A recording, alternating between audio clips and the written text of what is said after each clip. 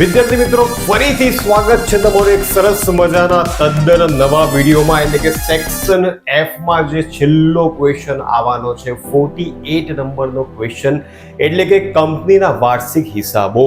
એની અંદર જે પાકા સરવૈયાનું ફોર્મેટ છે, સરળ રીતે યાદ રાખવાની ટ્રીક આ વિડીયોમાં હું તમને આપવાનો છું અને ગેરંટી છે પાર્થ સરની કે વિડીયો પૂરો થતા પહેલા આખું જ પાકા સરવૈયાનું ફોર્મેટ તમને મોઢે થઈ ગયું હશે. કયા મેઇન હેડ છે, કયા સબ હેડ છે, શેની અંદર શું યાદ રાખવાનું છે, શેની અંદર શું આવે, એ બધી જ વસ્તુ ડિટેલમાં ચર્ચા કરવાના છીએ. વિડીયો ચાલુ કરતા પહેલા એક વસ્તુ તમને ક્લિયર કરી દઈશ કે બને તો ઇયરફોનનો ઉપયોગ કરજો, હેડફોનનો ઉપયોગ કરજો, જેથી આજુબાજુના અવાજથી તમે ડિસ્ટર્બ ન થાવ.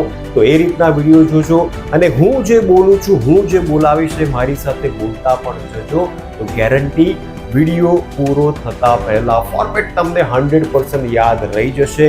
અને લાઈક કરવામાં ભાઈ બિલકુલ ચિંગુસાઈ ના કરશો.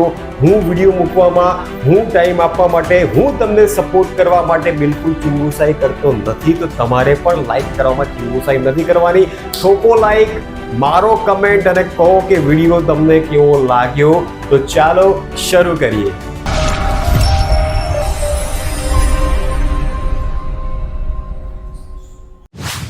કંપનીના વાર્ષિક હિસાબમાં જે પાકા સરવૈયાનું ફોર્મેટ છે એ ફોર્મેટ આડું નથી, હોરિઝોન્ટલ નથી, વર્ટિકલ ફોર્મેટ છે. એટલે કે ઊભું ફોર્મેટ આપણે તૈયાર કરવાનું છે. તમે પાકું સર્વે અત્યાર સુધી ઘણી બધી વખત ઘણા બધા ચેપ્ટર્સમાં જોયું હશે. એમાં ડાબી બાજુમાં તમે મૂડી દેવા જોયું હશે અને જમણી બાજુમાં મિલકત અને લેણા જોયું હશે. પણ કંપનીના કેસમાં થોડું અલગ છે.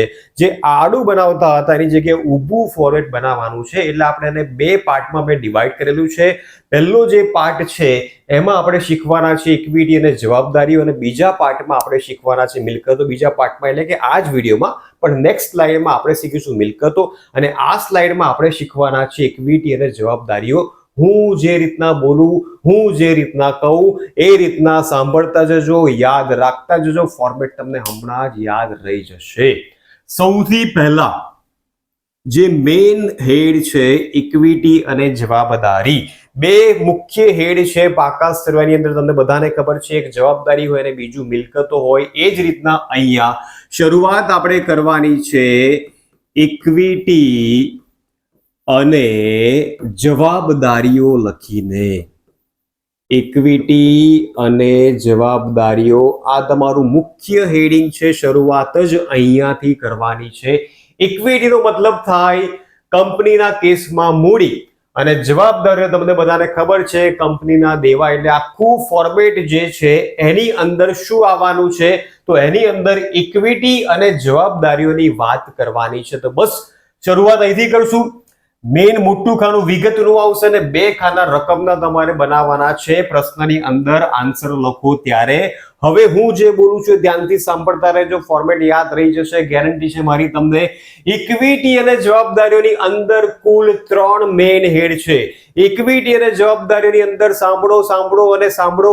ઇક્વિટી અને જવાબદારીઓની અંદર કુલ કેટલા હેડ છે? બોલો બોલો બોલો, કુલ કેટલા હેડ છે? 3 હેડ છે. 3 હેડના નામ આપી દઈએ. હેડ નંબર 1, હેડ નંબર 2 અને હેડ નંબર 3. ફરીથી બોલું છું ભાઈઓ બહેનો, ઇક્વિટી અને જવાબદારીઓના મુખ્ય હેડમાં કુલ 3 હેડ છે. 1, 2, 3. બસ આ 3 નંબર યાદ રાખજો, અંદરનું બધું યાદ રહી જશે. ફરી એકવાર રિપીટ કરું છું, તમે પણ બોલજો મારી સાથે તો જ યાદ રહેશે. જેમ કે ગીત યાદ રાખવું હોય તો ગીત ગાવું પડે, આ ફોર્મેટ યાદ રાખવું છે તો તમારે બોલવું પડશે અને ગાવું પડશે મારી સાથે કે ઇક્વિટી અને જવાબદારીઓની અંદર મુખ્ય 3 હેડ છે. હેડ નંબર 1, હેડ નંબર 2, હેડ નંબર 3. હવે આ જે પહેલો હેડ છે એ ઇક્વિટીનો છે અને બીજો અને ત્રીજો જે હેડ છે એ જવાબદારીઓનો છે. પહેલો હેડ શેનો છે? ઇક્વિટીનો, અને બીજા બે હેડ છે શેના છે? જવાબદારીઓના છે. હમણાં જ યાદ રહી જશે. તો પહેલા હેડમાં તમારે હેડિંગ આપી દેવાનું છે શેર હોલ્ડરના ભંડોળો. શેર હોલ્ડરના ભંડોળો કોમન સેન્સ છે. ઇક્વિટી શેર મૂડી કંપનીમાં રોકનાર કોણ હોય? Share holder. તો આ કોની માલિકીનું છે? શેર હોલ્ડરની માલિકીનું છે. કંપનીના માલિક કોને કહેવાય? શેર હોલ્ડરને કહેવાય. આ તમે SPCC માં પણ ભણ્યા હશો. તો પહેલો જે હેડ છે એનું હેડિંગ તમારે શું આપી દેવાનું છે? શેર હોલ્ડરના ભંડોળ. ભંડોળનો મતલબ થાય ફંડ્સ. તો પહેલો જે હેડ છે ઇક્વિટી માટે છે અને એનું નામ છે શેર હોલ્ડરના ભંડોળો. હવે બાકી જે બે હેડ રહ્યા એ જવાબદારીના છે. તમને બધાને ખબર છે કુલ કેટલા પ્રકારની જવાબદારી હોય? માત્ર બે પ્રકારની જવાબદારી હોય. કયા કયા બે પ્રકાર? બિન ચાલુ અને ચાલુ. તો બસ આપી દો નામ. બીજા હેડનું નામ છે બિન ચાલુ જવાબદારીઓ. જે છે બધું જ તમારે બહુવચનમાં લખવાનું છે. એક વચનમાં કશું જ લખવાનું નથી. ફરી એકવાર પહેલા હેડિંગ આપવાનું છે ઇક્વિટી અને જવાબદારીઓ. એની અંદર કુલ કેટલા હેડ છે? 3 હેડ છે. હેડ નંબર 1, હેડ નંબર 2 અને હેડ નંબર 3.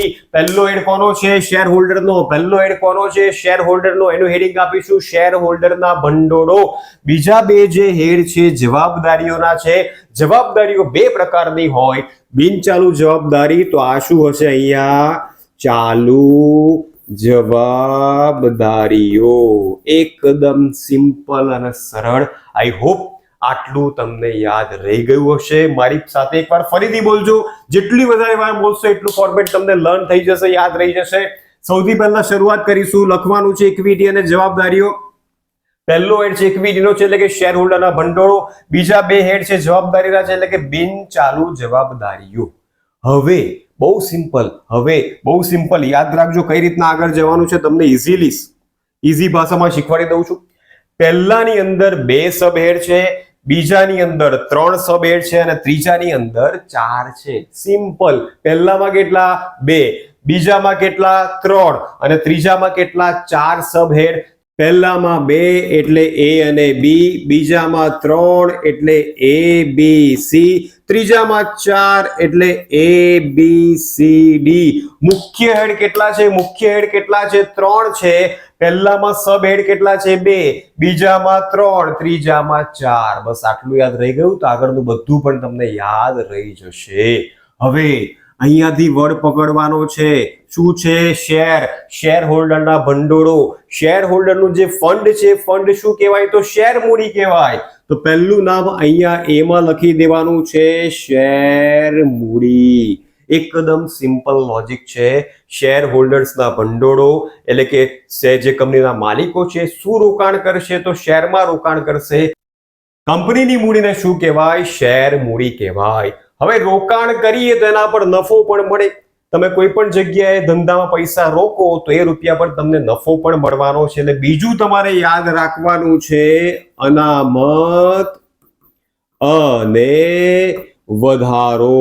બીજું તમારે યાદ રાખવાનું છે અનામત અને વધારો. વધારોનો મતલબ થાય નફો અને અનામતનો મતલબ તમને બધાને ખબર જ છે કે જે નફામાંથી ઊભી કરેલી છે એને કહેવાય અનામત. તો ફરી એકવાર ઇક્વિટી અને જવાબદારીમાં કુલ મેઇન હેડ કેટલા છે? 3 છે. પહેલો હેડ કયો? શેર હોલ્ડરના ભંડોળો. બીજો હેડ બિન ચાલુ જવાબદારીઓ અને ત્રીજો હેડ ચાલુ જવાબદારીઓ. પહેલામાં 2, બીજામાં 3, ત્રીજામાં 4. પહેલામાં શરૂઆત કરીશું શેર મૂડી અને નફો. પણ નફો શબ્દ નથી લખવાનો. શું લખવાનું છે? અનામત અને વધારો. તો બસ આ યાદ રાખી લો. આની અંદર શું આવે એ પણ ઇઝીલી યાદ રહી જશે. વિડીયો જોતા રહેજો એન્ડ સુધી, બિલકુલ પણ સ્કીપ ન કરતા. અને હજુ પણ વિડીયો લાઈક ના કર્યો તો લાઈક કરી દેજો. હવે આવ્યું બિન ચાલુ જવાબદારીઓ. બિન ચાલુનો મતલબ શું થાય? લાંબા ગાળાની જવાબદારીઓ. બિન ચાલુ એટલે કેવી કે જેનો સમયગાળો 1 વર્ષ કરતા વધુ છે એટલે કે લાંબા ગાળાની છે. 3 વખત 3 માં તમારે શબ્દ લખવાનો છે લાંબા ગાળા. 3 વખત 3 કેમ કે બિન ચાલુ જવાબદારીઓ છે એટલે 3 વખત તમારે શું લખી દેવાનું છે? લાંબા ગાળા. તો અહીંયા લખી દઈએ લાંબા ગાળા.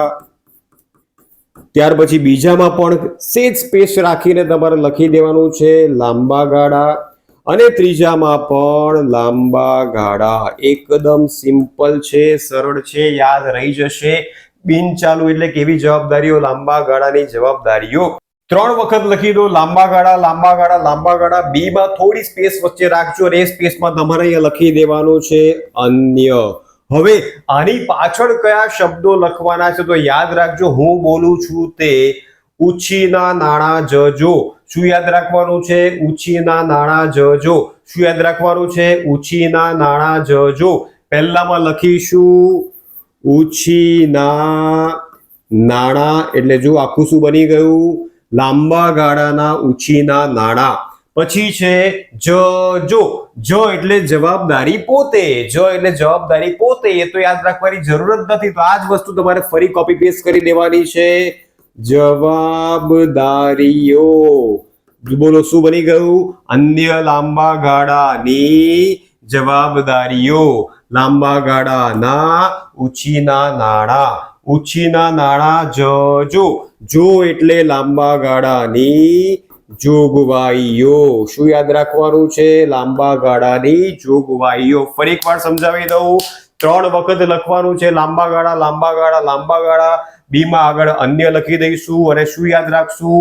ઉછીના નાણાં જજો. એટલે ઉછીના નાણાં, જ એટલે જવાબદારીઓ, જો એટલે જોગવાઈઓ. હવે જો તમને આ યાદ રહી ગયું હોય તો આ પણ ઓટોમેટિકલી યાદ રહી જશે. કશું જ કરવાનું નથી. એ જશે એમાં, એ જશે એમાં. લાંબા ગાળાની જગ્યાએ શું કરી દેવાનું છે? એનું ઓપોઝિટ શું થાય? વિરુદ્ધાર્થી શું થાય? ટૂંકા ગાળા. તો લાંબા ગાળાની જગ્યાએ લખી દઈશું અહીંયા ટૂંકા ગાળાના ઉછીના નાણાં. ત્યાર પછી બી જશે સીમાં. બીમાં નહીં જાય. બી ક્યાં જશે? સીમાં જશે. એક શબ્દ ખાલી તમારે બદલવાનો છે. અન્ય લાંબા ગાળાની જગ્યાએ લખીશું અન્ય ચાલુ જવાબદારીઓ. શું લખીશું? અન્ય ચાલુ જવાબદારીઓ. સી જશે ડી માં. લાંબા ગાળાની જોગવાઈઓની જગ્યાએ ટૂંકા ગાળાની જોગવાઈઓ. એકદમ સિમ્પલ. વિડિયો પૂરો થતા પહેલા તમને યાદ રહી જશે. ફરી એકવાર કહું છું, પહેલું કોપી કરવાનું છે. પહેલામાં લાંબા ગાળાની જગ્યાએ ટૂંકા ગાળાના. બીજું જશે ત્રીજામાં, એટલે કે બી જશે સી માં. લાંબા ગાળાની જગ્યાએ શું લખી દઈશું? અન્ય ચાલુ જવાબદારીઓ. અને છેલ્લું જશે છેલ્લામાં. લાંબા ગાળાની જગ્યાએ ટૂંકા ગાળાની જોગવાઈઓ. હવે વચ્ચે વધ્યું બી. બીમાં તમારે લખવાનું છે વેપારી. આ શું છે? જવાબદારી. જવાબદારી એટલે દેવું, તો વેપારી દેવા. જુઓ, અડધું ફોર્મેટ તો આમ ચપટી વગાડતાની સાથે તમને યાદ રહી ગયું હશે. ફરી એકવાર મારી સાથે બોલી જજો. સમજાવી દઉં છું, હવે ક્યારે ભૂલાશે નહીં. શરૂઆત ક્યાંથી કરશું? ઇક્વિટી અને જવાબદારીઓ લખી દે. ત્યાર પછી મુખ્ય હેડ કેટલા છે? 3 છે. પહેલા હેડનું નામ શેર હોલ્ડરના ભંડોળો. બીજા હેડનું નામ બિનચાલુ જવાબદારીઓ. ત્રીજા હેડનું નામ ચાલુ જવાબદારીઓ. પહેલામાં 2, બીજામાં 3, ત્રીજામાં 4. શરૂઆત કરવાનું શેરથી, એટલે કે શેર મૂડી. ત્યાર પછી અનામત અને વધારો. બિનચાલુ જવાબદારીમાં 3 વખત લખવાનું છે લાંબા ગાળા. અને શું યાદ રાખશું? ઉછીના નાણાં જજો. પહેલામાં ઉછીના નાણાં, જ એટલે જવાબદારીઓ, જો એટલે જોગવાઈઓ. અને અહીંયા ખાલી અન્ય વર્ડ તમારે એડ કરી દેવાનો છે. ચાલુ જવાબદારીઓ ઓટોમેટિકલી યાદ રહી જશે. પહેલું જશે પહેલામાં, લાંબા ગાળાની જગ્યાએ ટૂંકા ગાળાના. બીજું જશે ત્રીજામાં, અન્ય લાંબા ગાળાની જગ્યાએ અન્ય ચાલુ જવાબદારીઓ. છેલ્લું જશે છેલ્લામાં, લાંબા ગાળાની જગ્યાએ ટૂંકા ગાળાના. અને અહીંયા વેપારી દેવા. જવાબદારી એટલે દેવા યાદ રાખજો. વેપારી દેવા. હવે આટલું યાદ રહી ગયું હોય તો મુખ્ય વસ્તુની ચર્ચા કરીએ કે શેની અંદર શું આવે. પેપરમાં જેવું ક્વેશ્ચન પેપરમાં તમે આન્સર લખો ત્યારે આ તો તમારે પહેલા લખી જ દેવાનું છે. બને ત્યાં સુધી બધામાં એક લાઈન વચ્ચે સ્કીપ કરી દેજો. હવે શેર મૂડી એટલે બહુ સિમ્પલ, યાદ રાખવાની કોઈ જરૂર નથી. કંપનીમાં 2 જ પ્રકારની શેર મૂડી હોય. એક ઇક્વિટી શેર મૂડી અને પ્રેફરન્સ શેર મૂડી. કંપનીમાં 2 જ પ્રકારની શેર મૂડી હોય. ઇક્વિટી શેર મૂડી અને પ્રેફરન્સ શેર મૂડી. તમને ક્વેશ્ચનમાં ઇક્વિટી શેર મૂડી દેખાય, પ્રેફરન્સ શેર મૂડી દેખાય કે બંને દેખાય, એ અમાઉન્ટ ક્યાં આવી જશે? શેર મૂડીમાં આવી જશે. બસ આટલું યાદ રાખો. આનાથી વધારે કઈ યાદ રાખવાની જરૂર નથી. ફરી એકવાર કહું છું, શેર મૂડીમાં 2 વસ્તુ તમારે લખી દેવાની છે પ્રશ્નમાંથી, ઇક્વિટી શેર મૂડી અને પ્રેફરન્સ શેર મૂડી. પહેલા અમાઉન્ટ આપણે અંદરના ખાનામાં લખીશું અને હેડ વાઇઝ જે સરવાળો આવતો જાય એ બહારના ખાનામાં ટ્રાન્સફર કરતા જઈશું. ત્યાર પછી છે અનામત અને વધારો. આની અંદર શું આવે? સિમ્પલ લોજિક છે. એવી અનામતો કે જે નફામાંથી ઊભી કરવામાં આવેલી હોય, જેમ કે સામાન્ય અનામત છે, સ્ટેચ્યુટરી અનામત છે, ત્યાર પછી કારીગર વળતર અનામત છે, રોકાણ વધઘટ અનામત છે. આ બધી જ અનામતો તમારે ક્યાં યાદ રાખવાનું છે? અનામત અને વધારોમાં યાદ રાખવાનું છે. એ સિવાયની અનામત એ પણ તમારે યાદ રાખવાની છે કે જેની પાછળ કદાચ અનામત વડ આપેલ ન હોય તો તમે શેર મૂડી અને ડિબેન્ચરના હિસ્સામાં ભણ્યા હશો કે જામીનગીરી પ્રીમિયમ અનામત, અથવા તો ખાલી જામીનગીરી પ્રીમિયમ જ આપ્યું હોય તો એ પણ અહીંયા આવશે. ત્યાર પછી ડિબેન્ચર પરત અનામત એ પણ અહીંયા આવશે. અને ક્વેશ્ચનમાં તમને નફો આપેલો હોય કે વધારો આપેલો હોય કે નફા નુકસાન ખાતું શબ્દ દેખાય તો એ પણ તમારે અહીંયા લખી દેવાનું છે. ફરી એક વખત બોલું છું, સામાન્ય અનામત હોય તો અહીંયા, કારીગર વળતર અનામત હોય તો અહીંયા, રોકાણ વધઘટ અનામત હોય તો અહીંયા, નફા નુકસાન ખાતું હોય તો અહીંયા, જામીનગીરી પ્રીમિયમ અનામત હોય તો અહીંયા, ડિબેન્ચર પરત અનામત હોય તો અહીંયા, નફો શબ્દ હોય તો પણ અહીંયા, નુકસાન શબ્દ હોય તો પણ અહીંયા, નફો હોય તો એડ કરવાનો, નુકસાન હોય તો માઇનસ કરીશું. તો જેટલી પણ અનામત તમને ક્વેશ્ચનમાં આપેલી હોય, આમ તો એક જ આપેલી હશે, પણ કદાચ એક કરતા વધારે આપેલી હોય તો અહીંયા પેલા કૌંસમાં લખશું અને એનું પ્લસ કરીને જે રકમ આવે એ તમે અહીંયા લખી શકો છો, અથવા તો બે પણ અહીંયા તમે લખી શકો છો. ચોઈસ તમારી છે. એટલે જ કીધું કે બધામાં એક એક લાઈન સ્કીપ કરી દેજો. હવે આ બંનેનો જે સરવાળો થાય એ બહારના ખાનામાં ટ્રાન્સફર કરવાનો છે. હવે જો ક્વેશ્ચનમાં દાખલો એવો આવે છે પરીક્ષામાં કે વાર્ષિક હિસાબો તૈયાર કરો કંપનીના, એવા સંજોગોમાં તમારે નફા નુકસાનનું પત્રક પણ બનાવવું પડશે અને પાકું સરવૈયું પણ બનાવવું પડશે. નફા નુકસાનનું પત્રક આઈ હોપ કે તમને આવડતું હશે. એમાં છેલ્લે આવકવેરા પછીનો જે નફો મળે એ નફો તમારે અહીંયા લાવીને મૂકવાનો છે. અને જો બીજી કોઈ અનામત તમને ઓલરેડી ક્વેશ્ચનમાં આપી હોય તો એની અંદર તમારે એડ કરીને અહીંયા એમાઉન્ટ મૂકવાની રહેશે. આ વસ્તુ ખાસ યાદ રાખજો. રાઈટ, આગળ જઈએ. ત્યાર પછી લાંબા ગાળાના ઉછીના નાણાં. અહીંયા તમારે 4 વસ્તુ યાદ રાખવાની છે: ડિબેન્ચર, લોન, ત્યાર પછી બોન્ડ અને પબ્લિક ડિપોઝિટ એટલે કે જાહેર થાપણ. ફરી એકવાર બોલું છું, લાંબા ગાળાના ઉછીના નાણાંમાં 4 વસ્તુ યાદ રાખવાની છે: ડિબેન્ચર, લોન, બોન્ડ અને જાહેર થાપણ અથવા તો પબ્લિક ડિપોઝિટ. પાંચમી વસ્તુ આમાં આવશે નહીં. સૌથી વધારે વાર શું આવે છે? તો ડિબેન્ચર અને લોન આવે છે. તમને કીધું હશે ક્વેશ્ચનમાં 10% ડિબેન્ચર, 8% ડિબેન્ચર, 10%ની લોન, 12%ની લોન, બેંક ઓફ બરોડાની લોન, એ બધી જ લોન અહીંયા આવશે. 10%ના બોન્ડ, 12%ના બોન્ડ એ પણ અહીંયા આવશે. જાહેર થાપણ શબ્દ હોય કે પબ્લિક ડિપોઝિટ શબ્દ હોય એ પણ લાંબા ગાળાના ઉછીના નાણાંમાં આવશે. ત્યાર પછી અન્ય લાંબા ગાળાની જવાબદારીઓમાં તમારે એક જ શબ્દ યાદ રાખવાનો છે: પરત પ્રીમિયમ શબ્દ યાદ રાખજો. એ ડિબેન્ચરનું પરત પ્રીમિયમ હોય કે પ્રેફરન્સ શેરનું પરત પ્રીમિયમ હોય, અહીંયા તમારે મૂકી દેવાનું છે. મોટે ભાગે 99% ડાયરેક્ટ તમને નામ જ આપેલું હશે. અન્ય લાંબા ગાળાની જવાબદારીઓ અંદરની વસ્તુ આપેલી હશે નહીં, એટલે આમાં તમે આ યાદ નહીં રાખો તો પણ ચાલી જશે. ત્યાર પછી લાંબા ગાળાની જોગવાઈઓ. સિમ્પલ લોજિક છે, યાદ રાખજો. કર્મચારીને લગતા ફંડ છે. શું યાદ રાખવાનું છે? કર્મચારીને લગતા જે ફંડ છે એ લાંબા ગાળાની જોગવાઈઓમાં આવશે. કયા કયા ફંડ કર્મચારીને લગતા છે? તો પ્રોવિડન્ટ ફંડ, ત્યાર પછી પેન્શન ફંડ, ત્યાર પછી ગ્રેજ્યુઇટી ફંડ, ત્યાર પછી કર્મચારી નફા ભાગ ભંડોળ અને કર્મચારીના બચત ખાતા. આટલું યાદ રાખજો. જોગવાઈઓમાં 5 શબ્દ યાદ રાખવાના છે અને મગજમાં એવું યાદ રાખજો કે લાંબા ગાળાની જોગવાઈઓ એટલે કર્મચારીને લગતું છે. એમાં કયા કયા ફંડ કર્મચારીના હોય? તો pension fund, provident fund, gratuity fund, કર્મચારી નફા ભાગ ભંડોળ અને કર્મચારીના બચત ખાતા. આ 5 જ વસ્તુ અહીંયા આવશે. આગળ વધીએ. ટૂંકા ગાળાના ઉછીના નાણાં એટલે કે બેંક પાસેથી આપણે ટૂંકા ગાળા માટે અથવા તો કોઈ વ્યક્તિ પાસેથી ટૂંકા ગાળા માટે જે પૈસા લીધા હોય એ અહીંયા આવશે. શું શું આવી શકે? તો બેંક ઓવરડ્રાફ્ટ, કેશ ક્રેડિટ અને ટૂંકા ગાળાની લોન. બસ આટલું જ યાદ રાખવાનું છે.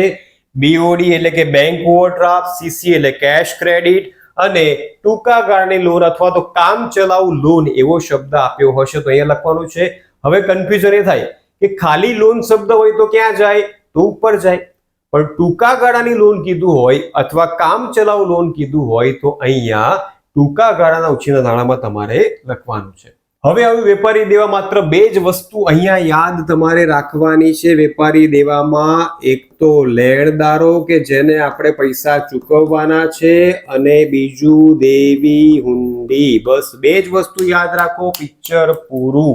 ત્યાર પછી અન્ય ચાલુ જવાબદારીઓમાં યાદ રાખો ચૂકવવાના બાકી ખર્ચા અથવા અગાઉથી મળેલ આવક. બસ આ બે શબ્દ યાદ રાખો, ઇનફ છે, એનાથી બહારનું કંઈ જ આવશે નહીં.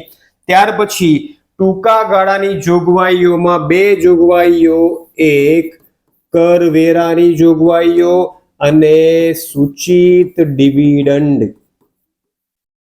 શું યાદ રાખવાનું છે? કરવેરાની જોગવાઈ અને સૂચિત ડિવિડન્ડ. બસ આટલું યાદ રાખો, પૂરેપૂરા માર્ક્સ મળશે. આ અડધું ફોર્મેટ આપણું રેડી થઈ ગયું છે. ફરી એકવાર બોલી જઉં છું, ઇક્વિટી જવાબદારીઓમાં કુલ 3 હેડ છે. પહેલો શેર હોલ્ડરના ભંડોળો, એમાં શેર મૂડી, એનામાં તેને વધારો. બીજો બિનચાલુ જવાબદારીઓમાં 3 વખત લાંબા ગાળા, ઉછીના નાણાં, જવાબદારીઓ, જોગવાઈઓ. પહેલું પહેલામાં, બીજું ત્રીજામાં, ત્રીજું છેલ્લામાં. લાંબા ગાળાની જગ્યાએ ટૂંકા ગાળા. અહીંયા ચાલુ જવાબદારીઓ અને એડ શું કરવાનું છે? વેપારી દેવા તમારે એડ કરી દેવાનું છે. હવે મૂડીમાં ઇક્વિટી શેર મૂડી, પ્રેફરન્સ શેર મૂડી, અનામત વધારોમાં અનામતો મેં તમને કીધી તે, એ સિવાય નફો આપેલો હોય તો તે. લાંબા ગાળા ઉછીના નાણાંમાં ડિબેન્ચર, લોન, બોન્ડ અને જાહેર થાપણ યાદ રાખો. અહીંયા ડાયરેક્ટ નામ તમને આપેલું જ હશે એટલે ચિંતા કરશો નહીં. જોગવાઈઓમાં કોને લગતું છે? કર્મચારીનું provident fund, pension fund, gratuity fund, નફાવક ભંડોળ અને બચત ખાતા. ટૂંકા ગાળામાં બીઓડી, સીસી અને ટૂંકા ગાળાની લોન અથવા કામ ચલાઉ લોન. વેપારી દેવામાં લેણદારો અને દેવી હુંડી. અન્ય ચાલુ જવાબદારીઓમાં ચૂકવવાના બાકી ખર્ચા, અગાઉથી મળેલ આવક અને ટૂંકા ગાળાની જોગવાઈમાં કરવેરાની જોગવાઈ અને સૂચિત ડિવિડન્ડ. જો વાર્ષિક હિસાબનો ક્વેશ્ચન આવે છે તો જે તમને નફા નુકસાનના પત્રકમાંથી કરવેરાની જોગવાઈ મળે છે એ તમારે અહીંયા લખવાનું છે. બસ આટલું યાદ રાખજો. હેડ વાઇઝ ટોટલ 12 મોકલીશું અને છેલ્લે ગ્રાન્ડ ટોટલ કરીશું. આનું ટોટલ અને મિલકતનું ટોટલ તમારું મેચ થવું જોઈએ. તો આ તો ઇક્વિટી જવાબદારીનું ફોર્મેટ. હવે જોઈ લઈએ આપણે મિલકતનું ફોર્મેટ. જો હજુ પણ વિડીયો લાઈક ના કરો તો લાઈક કરી દેજો, ચેનલ સબસ્ક્રાઇબ કરી દેજો, કમેન્ટ પણ કરજો કે તમને ફોર્મેટ યાદ રહ્યું કે નહીં. તો હવે છે મિલકતો. મિલકતોની અંદર માત્ર 2 હેડ છે, બિનચાલુ મિલકતો અને ચાલુ મિલકતો. તો આપણે એને હેડનું નામ પહેલા આપી દઈએ. હેડ નંબર 1 બિનચાલુ મિલકતો. હેડ નંબર 1 બિનચાલુ મિલકતો. હેડ નંબર 1 બિનચાલુ મિલકતો. હેડ નંબર 2 ચાલુ મિલકતો. હેડ નંબર 2 ચાલુ મિલકતો. આ બંને મુખ્ય હેડ છે.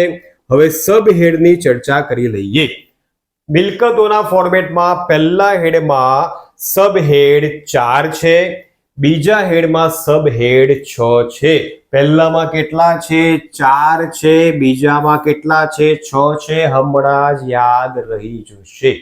હવે તમને બધાને ખબર છે બિનચાલુ મિલકતોમાં સૌથી પહેલા જે મિલકતો આવતી હોય છે પાકા સ્તરે એમાં કેવી મિલકતો કહેવાય? સ્થિર અથવા તો કાયમી. તો અહીંયા તમારે લખવાનું છે સ્થિર મિલકતો અથવા તો કાયમી મિલકતો. હવે સ્થિર મિલકતના પણ 2 પ્રકાર છે, દ્રશ્ય અને અદ્રશ્ય. તો એ બંને પ્રકાર અહીંયા પણ આવશે.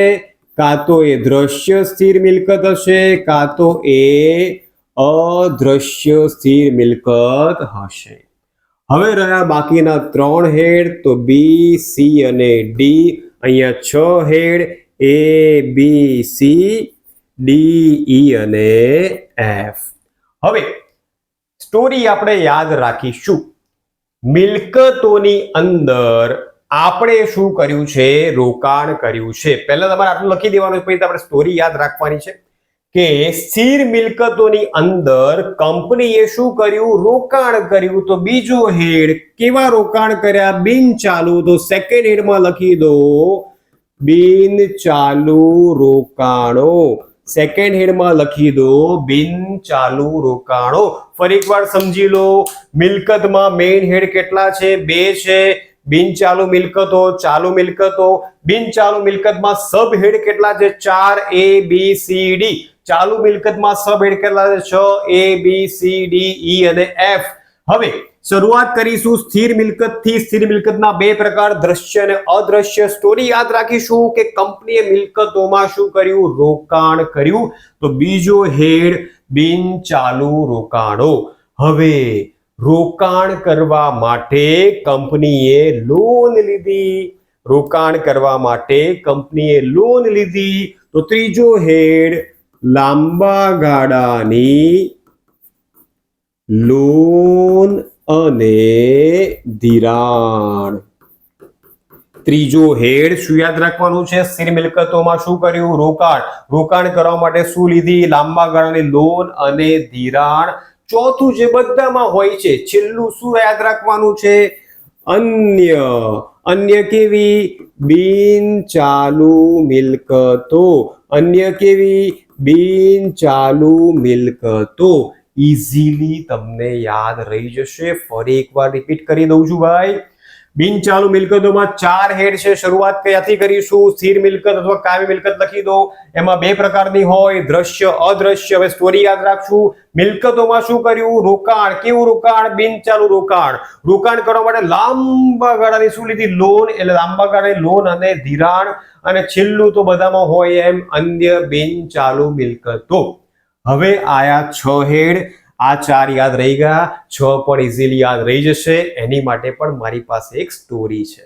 તો શરૂઆત ચાલુ મિલકતોની કરવાની છે. અહીંયા સેકન્ડ થી શરૂઆત કરીશું. પહેલું તો સ્થિર મિલકત ચાલુમાં આવે નહીં. તો અહીંયા જુઓ કેવા રોકાણો છે? બિન ચાલુ. બિન ચાલુની જગ્યાએ તમારે શું લખી દેવાનું છે? ચાલુ રોકાણો. હવે અહીંયા પણ સ્ટોરી, પણ શેની સ્ટોરી છે? આ ચાલુ મિલકતની સ્ટોરી છે. બંને મિક્સ ના થઈ જાય, ધ્યાન રાખજો. ચાલુ રોકાણ એટલે કે કંપનીએ રોકાણ કર્યું. કોઈ પણ કંપની હોય, કોઈ પણ બિઝનેસ હોય, ચાલુ મિલકત એની શું હોય? કોઈ પણ ધંધો રોકાણ શેમાં કરશે? તો માલમાં રોકાણ કરશે. તો અહીંયા કંપનીએ પણ રોકાણ કર્યું. રોકાણ કરીને શું વસાવ્યો? માલ વસાવ્યો. શા માટે? વેચવા માટે. તો બીજું, માલમાં રોકાણ કર્યું એટલે કે માલ સામગ્રી. એકદમ સરળ સ્ટોરી તમારે યાદ રાખવાની છે કે માલમાં રોકાણ કર્યું છે એટલે સેકન્ડ માલ સામગ્રી. હવે માલ લાવ્યા પછી કરવાનું શું? વેચવાનો. કોને વેચવાનો? યાદ કરો, કોને વેચવાનો? ગ્રાહકોને. તો ત્રીજો હેડ વેપારી લેણા. જેની પાસેથી પૈસા આપણે લેવાના છે એવા આપણા ગ્રાહકો. એટલે ત્રીજો હેડ શું આવશે? વેપારી લેણા. ત્યાર પછી માલ વેચ્યા પછી આપણા ગ્રાહક આપણને શું આપશે? રૂપિયા. તો ચોથો હેડ રોકડ અને રોકડ સમકક્ષ. ચોથો હેડ રોકડ અને રોકડ સમકક્ષ. બસ આ 4 થઈ ગયા એટલે બાકીના 2 પણ પૂરા થઈ જશે. જો છેલ્લા બે માં મોકલવાના છે. છેલ્લા બે માં મોકલવાના છે. લાંબા ગાળાની જગ્યાએ ટૂંકા ગાળાની લોન અને ધિરાણ. અને અહીંયા અન્ય બિન ચાલુની જગ્યાએ અન્ય ચાલુ મિલકતો. ઇઝીલી બિન ચાલુમાં 4, ચાલુમાં 6. બંનેમાં સ્ટોરી યાદ રાખો એટલે મેઇન ફોર્મેટ તમારું રેડી થઈ ગયું. હવે અંદર શું આવે છે એ પણ ફટાફટ જોઈ લઈએ. સૌથી પહેલા દ્રશ્ય મિલકતો કોને કહેવાય? તમને બધાને ખબર છે. જમીન, મકાન, ફર્નિચર, યંત્ર, મોટર કાર, એ બધી વસ્તુ તમારે ક્યાં લખી દેવાની છે? દ્રશ્ય મિલકતમાં હોય તો. અદ્રશ્ય મિલકતોમાં શું આવે? પાઘડી, patent, copyright, trademark, software, franchise, બધું જ અદ્રશ્ય મિલકતમાં હોય. એમાં તમારે લખવાની જરૂર નથી, કાં તો યાદ રાખવાની પણ જરૂર નથી, એટલું તમને ખ્યાલ છે જ. ત્યાર પછી બિન ચાલુ રોકાણો યાદ રાખજો. જેની પાછળ રોકાણ શબ્દ હોય ને, બિનચાલુ રોકાણોમાં મૂકી દેવાનું છે, જેની પાછળ તમને શું દેખાય? રોકાણ શબ્દ દેખાય તો ઓબ્વિયસલી એ ક્યાં આવશે? બિનચાલુ રોકાણોમાં આવશે. હવે બીજી કઈ વસ્તુ કે જેમાં રોકાણ શબ્દ હોતો નથી પણ રોકાણમાં આવે, તો સૌથી પહેલું એફડી ફિક્સ ડિપોઝિટ, જે ક્યાં હોય? બેંકમાં પૈસા રોક્યા હોય તો એ પણ ક્યાં આવશે? બિનચાલુ રોકાણમાં આવશે. ત્યાર પછી તમે એડ જોઈ હશે ટીવીમાં, મ્યુચ્યુઅલ ફંડના યુનિટ. મ્યુચ્યુઅલ ફંડ સહી હે એ તમે એડ જોઈ હશે. તો મ્યુચ્યુઅલ ફંડના યુનિટ પણ ક્યાં આવશે? રોકાણોમાં આવશે. ત્યાર પછી અધર કંપનીના શેર અથવા તો ડિબેન્ચર્સ, એટલે કે ટાટા મોટર્સના શેર, રિલાયન્સના ડિબેન્ચર એવું કીધું હોય તો એ પણ ક્યાં આવશે? બિનચાલુ રોકાણોમાં આવશે. યાદ રાખજો, જેમાં રોકાણ શબ્દ આપ્યો હોય પાછળ તો અહીંયા જ આવશે. જેમ કે ડિબેન્ચર, પરત નિધિના રોકાણો તો અહીંયા જ આવશે, કારણ કે રોકાણ શબ્દ આપેલો જ છે. એ સિવાય એફડી, મ્યુચ્યુઅલ ફંડના યુનિટ અને બીજી કોઈ કંપનીના શેર, ડિબેન્ચર, કોઈ પણ કંપનીનું નામ તમને આપેલું હોય એના શેર અથવા ડિબેન્ચર અથવા એના બોન્ડ, એ ક્યાં આવી જશે? રોકાણોમાં આવશે, બિનચાલુ રોકાણમાં. ત્યાર પછી લાંબા ગાળાની લોન અને ધિરાણ, 3 ડિપોઝિટ તમારે અહીંયા યાદ રાખવાની છે. પહેલું છે વીજળી ડિપોઝિટ, એટલે કે ઇલેક્ટ્રિસિટી ડિપોઝિટ. બીજું છે ટેલિફોન ડિપોઝિટ અને ત્રીજું છે કસ્ટમ ડિપોઝિટ. 3 વસ્તુ યાદ રાખજો, વીજળી ડિપોઝિટ, ટેલિફોન ડિપોઝિટ અને કસ્ટમ ડિપોઝિટ.